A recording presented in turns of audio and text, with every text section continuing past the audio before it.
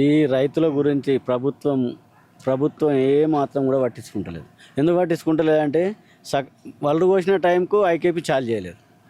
వడ్లు మొత్తం వడ్లు తీసుకొచ్చి రోడ్ల మీద పోసినాక రోడ్ల మీద పోయొద్దు, కళ్ళాల మీద పోసుకోవాలన్న. మళ్ళీ రైతులు ట్రాక్టర్లు పెట్టుకుంటా మళ్ళీ కళ్ళాల పైసలు కొనుక్కుంటా కళ్ళాల మీద పెడుతున్నారు. ఇన్ని చేసినా కానీ మళ్ళీ టైంకు వంటలేరు. మళ్ళీ జల్లి పట్టమంటారు. జల్లి పట్టినాక కూడా మళ్ళీ పొలు పోతుందని రైస్ మిల్లల్లో మళ్ళీ కింటల్ వడ్లు కట్ చేస్తారు. ఒక్కొక్క రైతు ఎంబడ ఒక్కొక్క కింటల్. నిన్ననే మోతే రైస్ మిల్ల నిన్ననే కింటల్ వడ్లు కట్ చేసారు. జల్లి పోసినాకనే వాళ్ళు ఇచ్చిన మిషన్లనే మేము ఆల్రెడీ జల్లి పోసినాం. జల్లి పోసినాక కూడా మళ్ళీ కింటల్ కట్ చేస్తారు. ఇప్పుడు ఓలా చెప్తాం, ఈ డైరెక్టర్లు ఈ చైర్మన్లు అందరూ కుమ్ముకాయి ఈ రైతులను అనేది మొత్తం మీద నట్టెడ్ల ముస్తారు. ప్రభుత్వం, కేంద్ర ప్రభుత్వం, రాష్ట్ర ప్రభుత్వం ఎవరు కొన్నా కానీ మనకు రైతులకు సుతిళ్ళ కాడికే మొదలు పెడితే అమాలి పైసలు, ట్రాన్స్పోర్ట్ పైసలు కూడా వాళ్ళే ఇస్తారంట. మొత్తం ఈ సుతిళ్ళ పైసలు, అమాలి పైసలు, ట్రాన్స్పోర్ట్ పైసలు కూడా రైతుల దగ్గరనే వసూలు చేస్తారు. ఎవరో చెప్పుకుంటారు. మరి నుంచి వ్యవసాయం చేస్తున్నారు కదా, చేసినప్పుడు కళ్ళాలకు తీసుకొచ్చుకున్న పంట మొత్తం కూడా ఎన్ని రోజులు అమ్ముడుపోతుండే? ఎన్ని రోజులు కాంటాక్ట్? ఇంతకుముందు అయితే తొందరనే అవుతుండే. ఇప్పుడే అసలు లారీలు ఏమనంటే లారీలు అయితేలేమంటారు, రైస్ మిల్ల కాడికి పోతే రైస్ మిల్ల కాడ ఆడ ఖాళీ అయితేలేమంటారు. ఇప్పుడు ఒడ్లు మేము కోసి కూడా కరెక్ట్ 20 రోజులకు వస్తుంది. 20 రోజులు ఎండ పోసి మ్యాచర్ కూడా 11 మ్యాచర్ వచ్చింది. ఇప్పుడు ఎండ పోసి గిన్ని రోజులు కూల పెడితే మొన్న నాణ్యయి మళ్ళీ నాణ్యానికి ఏం చెప్తారు, వాళ్ళకేముంది మళ్ళీ ఎండ పోయారంట. మళ్ళీ ఎండ పోయాలి, మళ్ళీ నూకాలి, మళ్ళీ పోయాలి, మళ్ళీ దగ్గర నూకాలి. ఇప్పుడు ఈ టైంలో వాతావరణం కరెక్ట్ లేదు. ఎప్పుడు వాన వస్తుందో ఎప్పుడు గాలి వస్తుందో కూడా తెలియదు. ఎన్నిసార్లు చేసినా పట్టించుకునే నాదుడే లేదు. ఎవరో చెప్పినా, డైరెక్టర్లు చెప్పినా, చైర్మన్లు చెప్పినా వాళ్ళు ఇటంకలు వచ్చి చూసేటోళ్ళే లేరు. అమాలి ఖర్చులు ప్రభుత్వం భరించాలి కదా, మరి మీరెందుకు భరిస్తారు? మా దగ్గరనే వసూలు చేస్తారు. ఇప్పుడు కాదు, ఇప్పుడు ఇన్ని రోజులు మాకు ఇప్పుడు అమలు పైసలు ఇవ్వమని అంటే ఇప్పుడు మనకు వడ్లను చూసుకుంటామా, అమలు పైసల కాడ చూసుకుంటామా? మాకేమెరక మాకు ఇన్ని రోజులు కూడా తెలియదు. మేము వ్యవసాయం చేసుకుంటాం, మాకేమెరక అవి అమలు పైసలు తెచ్చుకోపోరి, సుధులు తెచ్చుకోపోరు అంటే ఉరికిమి ఇక ఒడ్లు పోయినాయి కావాలి. ఈ పోతే 10 రూపాయల అక్కడ అయింది ఏముంది, ఒడ్డు పోవాలని చెప్పి మా బాధనే. మాకేమెరక ఇప్పుడు నిన్న సోషల్ మీడియాలో దీంట్లో మేము వీటిలలో చూస్తున్నాం. ఎందుకంటే ప్రభుత్వాలే ప్రభుత్వమే సుతిలు వాళ్ళే ఇస్తారు, ట్రాన్స్పోర్ట్ వాళ్ళే కడుతున్నారు, అమలు కూడా వాళ్ళే ఇస్తున్నట. మరి మా దగ్గర ఎందుకు వసూలు చేస్తారు మాకు అర్థమవుతుంది. ఇప్పుడు ఇంతమంది ఉన్నాం, ఇంత సోషల్ మీడియా ఉన్నది, దీని గురించి పట్టించుకునే వాళ్ళు అసలు రైతుల గురించి పట్టించుకునే మనుషులే లేరు.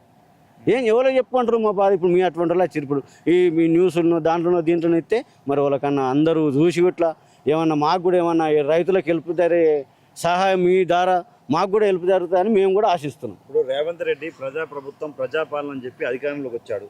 మరి ప్రజల్ని కానీ రైతులను కానీ పట్టించుకోవట్లేదు, ఎట్లా మరి? ఏం చేస్తాం ఇప్పుడు? ఆయన అంటే ఆయన కిలోకు బోనస్ ఇస్తాడు. ఫస్ట్ ఏమో మీరు క్వింటల్కు 500 బోనస్ ఇస్తాడు. మొత్తం గెలిచినాక ఏమన్నాడు, సన్న వడ్లకే అన్నాడు. ఫస్ట్ ఏమన్నాడు, గెలవక ముందు ఫస్ట్ స్టార్టింగ్లో ఏ వడ్లకైనా 500 బోనస్ ఇస్తాను. ఆ బోనస్ లేవు, అది ఏం లేదు. ఆయన గెలిచిండు, ఆయన ప్రభుత్వం అయిపోయింది కలసు. ఆ ఉన్న రోజులు మంచిగా దగ్గంగా మంచిగా ఉండి ప్రభుత్వం నడపాలి, ఆయన ఏందో ఇలా తీసుకోవాలి. గత ప్రభుత్వం ఇట్లా లేకుండే ఎందుకు ఎందుకంటే ఎవరమైనా సరే గత ప్రభుత్వం మంచిగా స్పాట్లో ఎంత ప్రాబ్లం వచ్చినా పచ్చి ఓట్ల కాడికే ఉన్నారు అప్పుడు కూడా. ఎందుకంటే మేము అవధమార్తలు, మేము రైతులమే కదా, అప్పటి నుంచి ఇప్పటిదాకా అమ్ముతున్నాం. ఇప్పుడైతే పట్టించుకోవడం లేదు. ఇప్పుడు మీరు ఏదన్నా కళ్ళాల కాడ ఇప్పుడు ఇక్కడ ఉన్న చైర్మన్లు ఫస్ట్ మీటింగ్ పెట్టి రైతులతో మీటింగ్ పెట్టి రోడ్ల పంట పోయొద్దు, మీరు ఫస్ట్ మేము పలాన్ జాగాలు అరేంజ్ చేసినాము, మీరు అలా కోసుకోరని చెప్తేనేమో మేము కోసుకుంటే మేము తీసుకుంటే ఆ ఓట్ల పంట ఫస్ట్ పోసినట్టు ఎట్లుందో అట్లా పోసుకుంటే మాకేమరక. ఈసారి అంత నష్టము రైతులకు ఏసారి కాలేదు. అన్ని డబులే. ట్రాక్టర్ల కిరాయి కాడికే మొదలు పెడితే ప్రతి ఒక్క డబుల్ అవుతుంది. ఇన్ని చేసినా మళ్ళీ ఎగబోసిన ఓట్లు రైస్ మిల్లో పోతే మళ్ళీ ఇప్పుడు కింటల్ కడి చెప్తుంది. మేము ఓలో చెప్పమంటాం, కడి చేయకుంటే నీకు పైసలు రావని, లారీ అవుతుందని. రైతు బంధు, రైతు భరోసా ఏది వాళ్ళే. ఒక ఎకరాకు 6,000 పడ్డాయి. ఎన్నిసార్లు పడ్డాయి? ఒకటేసారి. రేవంత్ రెడ్డి గెలిచిన నుంచి ఫస్ట్ టైం. అవి కూడా ఇప్పుడు నాకు ఒక 6 ఎకరాలు 3 ఎకరాలన్నర ఉన్నది. ఇప్పటికి కూడా పూర్తి అవ్వాలి. ఒక 9,000 పడ్డాయి, అంటే 1.5 పైసలు పడ్డాయి. ప్రభుత్వ రైతు బంధు అందరికి రైతులకు వేసేసాం, రైతు భరోసా అని చెప్తారు కదా. ఇప్పుడు ఆయన ఇప్పుడు సార్ మీకు తెలియదు, మీరైతే చూస్తారు కదా, మాకు మెసేజ్లు వచ్చినాయి, మాకు ఫోన్లు వచ్చినాయి, మేము అవధమైతే ఆడడం కదా. అసలు ఇప్పటివరకు ఇది వరకు 6 సార్లు పడేది ఉంది. ఇప్పుడు 3 సంవత్సరాల దగ్గరికి వస్తుంది. 6 సార్లు పడేది. ఒక్కసారి కూడా పూర్తిగా కాలే. నాకు 3 ఎకరాలన్నర ఉన్నది. 3 ఎకరాలన్నరకు 1 ఎకరంన్నరనే పడ్డది.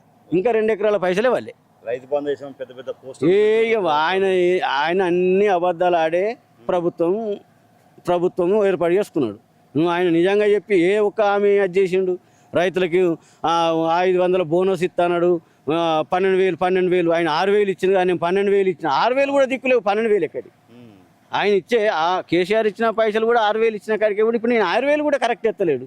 ఇంకా 12,000 ఇస్తాను గదకెక్కి పింఛని 4,000 పింఛన్ ఇస్తాను. ఎవరికి ఇచ్చింది చెప్పు? మనం చూస్తలేమా? అన్నీ ఏదో ఆయన అవసరానికి వాడుకున్నాడు, పబ్లిక్ను గడకెక్కింది. చివరిగా ఏం చెప్తావు రేవంత్ రెడ్డి ప్రభుత్వానికి? రేవంత్ రెడ్డి ప్రభుత్వానికి ఏదైనా ఇప్పటికైనా రైతులను పట్టించుకొని మంచిగా రైతులను ఏలుకుంటేనే మంచిగా ఉంటుంది. రైతు ఏ శాపం పెడితే రేవంత్ రెడ్డి అనేది సత్యనాశం అయిపోతాడు.